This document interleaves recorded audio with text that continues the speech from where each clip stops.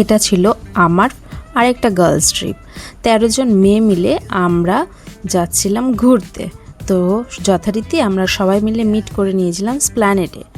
সেদিন বৃষ্টিও হচ্ছিল, আমরা টায়ার্ডও ছিলাম, কিন্তু খুব মস্তিও হচ্ছিল।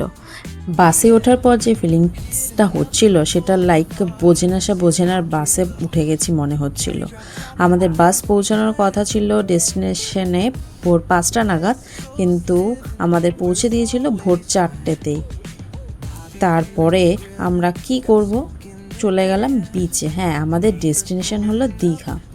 আমরা সবাই মিলে একসাথে বিচের সামনে বসেছিলাম আর সমুদ্রের দৃশ্যটা এনজয় করছিলাম।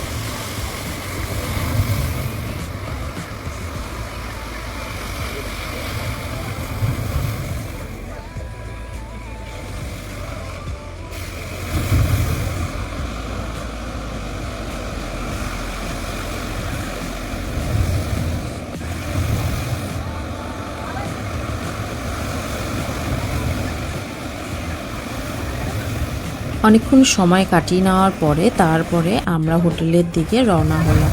আমাদের ভোর 6টা নাগাদই রুম দেওয়ার কথা ছিল। তাড়াতাড়ি আমরা রুমে চলে গেছিলাম, মানে হোটেলে ঢুকে গেছিলাম। আমাদের হোটেল ছিল হোটেল সিউড। তো সেখানে আমরা চেক ইন করে নিয়েছিলাম ভোর 6টার মধ্যে।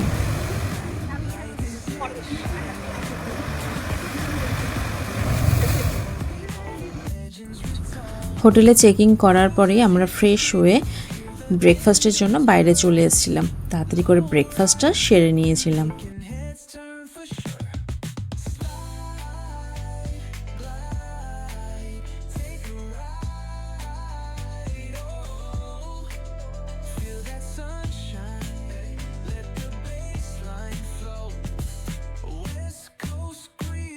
ব্রেকফাস্ট সেরেই তাড়াতাড়ি করে আমরা পুলে নেমে পড়েছিলাম।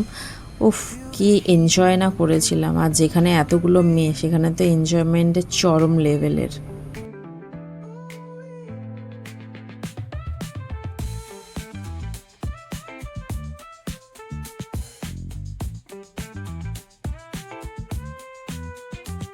পুলে এতক্ষণ দাপাদাপি করার পরে সবার প্রচণ্ড খিদে পেয়ে গেছিলো। হোটেলের থেকেই আমরা লাঞ্চ করে নিয়েছিলাম, আবার তারপরে আমরা রেস্ট নিয়েছিলাম। এরকমভাবে পুরো দিনটা কেটে গেছিলো।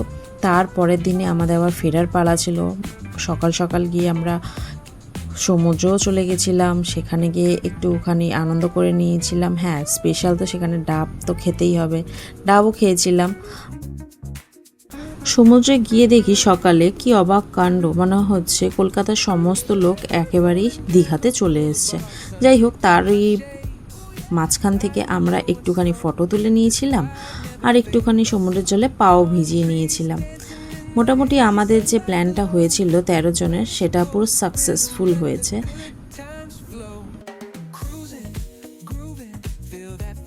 দীঘাকে টাটা করে আমরা বেরিয়ে পড়লাম কলকাতার উদ্দেশ্যে। টাটা সবাইকে, দেখা হচ্ছে নেক্সট ভিডিওতে।